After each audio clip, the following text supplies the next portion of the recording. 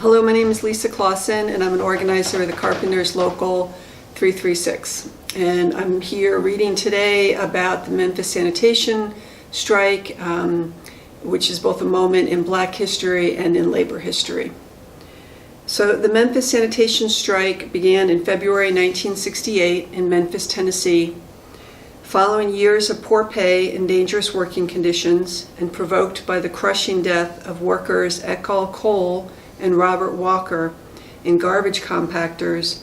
Over 700 of the 1,300 Black sanitation workers met on Sunday, February 11th, and agreed to strike. They then did not turn out for work on the following day. They also sought to join the American Federation of State, County, and Municipal Employees, AFSCME Local 1733. The sanitation strike was also the reason for Martin Luther King Jr.'s presence in Memphis when he was assassinated.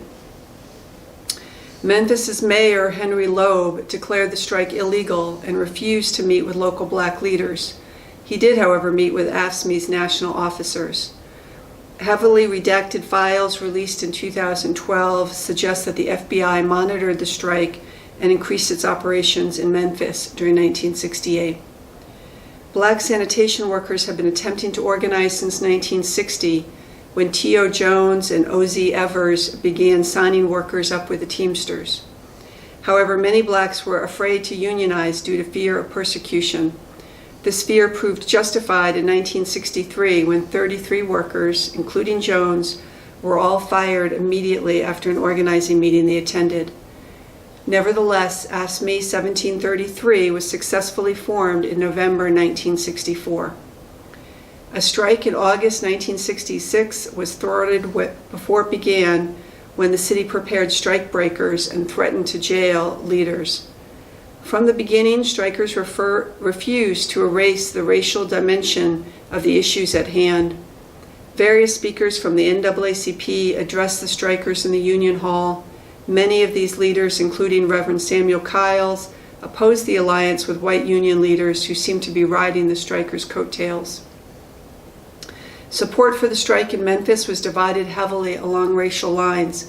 White strike breakers increased the workers' resentment. The wider Black community became directly involved on Saturday, February 17th, with a widely attended meeting at Charles Mason Temple. Bishop O.J. Patterson pledged to help the strikers with food. Others present followed his example.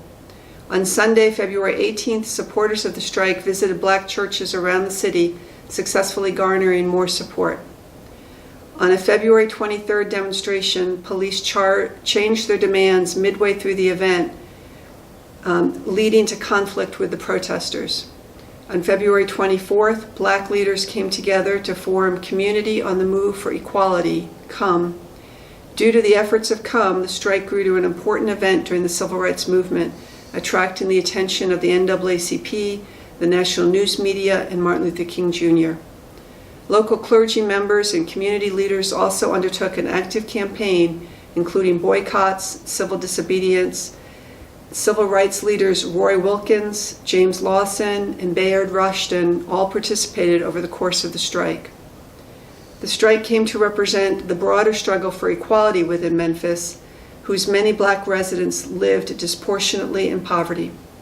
I Am a Man emerged as a unifying civil rights theme. This was about the Memphis Sanitation Strike, a moment again in both Black history and labor history.